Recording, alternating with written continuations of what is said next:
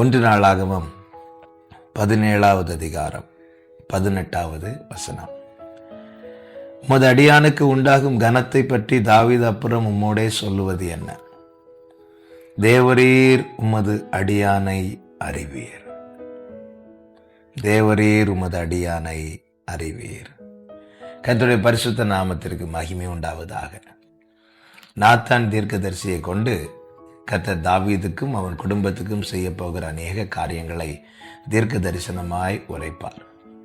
இதை கேட்டு நன்றி நிறைந்த இருதயத்தோடு தேவ சமூகத்திலே பிரவேசித்து அநேக காரியங்களை சொல்லுகிறார். அப்படி சொன்னவைகளில் ஒரு வார்த்தை தான் இது. தேவரீர் உமது அடியானை அறிவீர். தாவீது இந்த வார்த்தையை சொல்ல காரணம், தாவீதுடைய ஆரம்பம் முதல் ஒவ்வொன்றிலும்